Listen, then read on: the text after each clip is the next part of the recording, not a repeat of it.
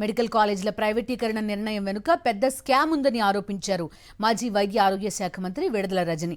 కూటమి ప్రభుత్వం పేద విద్యార్థులకు వైద్య విద్య దూరం చేసే కుట్ర చేస్తోందని మండిపడ్డారు. ఆరోగ్యశ్రీ పథకాన్ని చంద్రబాబు నిర్వీర్యం చేశారని విమర్శించారు. ప్రభుత్వ ప్రజా వ్యతిరేక విధానాలపై పోరాటం చేస్తామన్న విడదల రజనితో మా ప్రతినిధి Ashok face to face.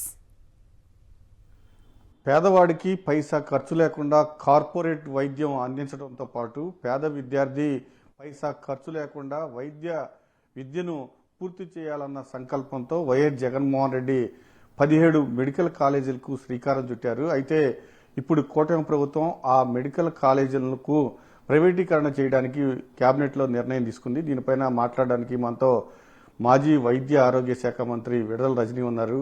Madam, ఈ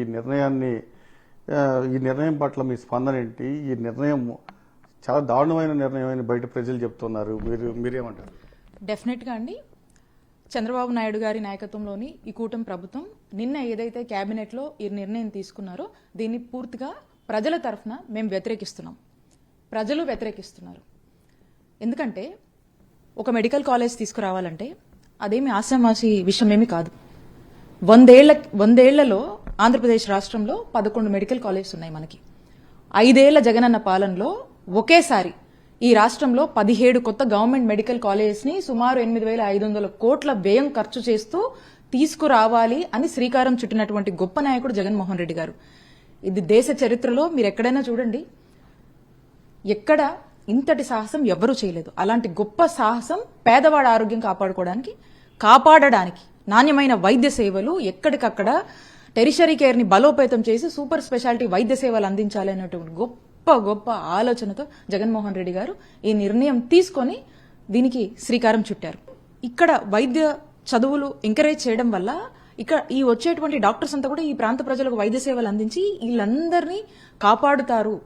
ప్రభుత్వంగా బాధ్యతగా చక్కటి వైద్య సేవలు ఇచ్చి ఆరోగ్య ఆంధ్రప్రదేశ్ దిశగా జగన్మోహన్ రెడ్డి గారు అడుగులు వేయడం జరిగింది. బట్ మనం చూసినట్టయితే ఇవేవి కూడా రిఫార్మ్స్ ఈ మధ్య ఎక్కడ కూడా కనపడటం లేవు. అండ్ ఇవేవి కూడా పనిచేయట్లేదు. చాలా వరకు వీటి ఊసే లేదు. ఈరోజు జగన్మోహన్ రెడ్డి గారు తీసుకొచ్చినటువంటి అన్ని సంస్కరణలు డెస్ట్రాయ్ చేయడమే పనిగా దీంట్లో బిజినెస్ మోటివ్ ని ప్రొజెక్ట్ చేస్తూ ఒక స్కామ్ కి ఈ మెడికల్ కాలేజ్ ని ప్రైవేట్ పరం చేస్తూ పీపీపీ అని దీనికి పేరు పెట్టి ఈ స్కామ్ కి తెరదీశారు. ఖచ్చితంగా స్కామ్ అని అంటారా? డెఫినెట్ గా స్కామే. ఎందుకంటే పేదవాడి ఆరోగ్యం మీద చిత్తశుద్ధి లేకపోవడమే కాదు, దీని మీద బిజినెస్ చేస్తున్నారు. ప్రైవేటైజేషన్ అంటే ఏంటన్నా, ఇప్పుడు ప్రైవేట్ రంగంలో మీరు వెళ్ళి ఒక పేదవాడు వెళ్ళి వైద్యం చేయించుకోవాలంటే ఖచ్చితంగా డబ్బులు కట్టాలి కదా. మళ్ళీ దానికి రకరకాల కారణాలు చెప్తారు. మళ్ళీ ఏదో ఇన్సూరెన్స్ మోడల్ అంటారు, హైబ్రిడ్ మోడల్ అంటారు. ఇవన్నీ పేరుతో పేదవాడిని కన్ఫ్యూజ్ చేసి పేదవాడిని ఈరోజు ఉచిత వైద్యానికి ప్రభుత్వంగా కూటమి ప్రభుత్వం తీసుకోవాల్సిన బాధ్యత నుంచి వాళ్ళు తప్పించుకొని పేదవాడిని అతని అనారోగ్య సమస్యను అనేది అతన్ని తలరాతకి వదిలేస్తున్నారు. సో కాబట్టి ఖచ్చితంగా ఇది స్కామే. ఈ స్కామ్ కోసమే ఈ విధమైనటువంటి అడుగులు కూటమి ప్రభుత్వం వేస్తుంది. మెడికల్ కాలేజెస్ మీద ఏదైతే ప్రైవేటైజేషన్ పేరుతో తీసుకున్నటువంటి ఈ నిర్ణయాన్ని వెనక్కి తీసుకోవాలని చెప్పి వైఎస్ఆర్ కాంగ్రెస్ పార్టీ డిమాండ్ చేస్తుంది. మేము రేపు అధికారంలోకి వచ్చాక వైఎస్ఆర్ కాంగ్రెస్ పార్టీ ఖచ్చితంగా ఈ నిర్ణయాన్ని రీథింక్ చేస్తుందని తెలియజేస్తున్నాం.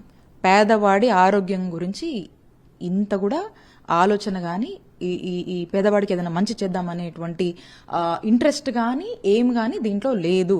The clear agenda of this privatisation is leading to a scam. అంతే, దిస్ ఇస్ అ స్కామ్. ఖచ్చితంగా పేదవాడి ఆరోగ్యం పట్ల ప్రభుత్వం చాలా దారుణంగా వ్యవహరిస్తుంది, పూర్తిగా అన్యాయం చేస్తుంది. ఖచ్చితంగా మేము అధికారంలోకి రాగానే దీనిపైన ఒక నిర్ణయం తీసుకుంటామని కూడా విడదల రజని చెప్తున్నారు. కెమెరా భాషతో అశోక్, సాక్షి టీవీ, చిలకలూరుపేట.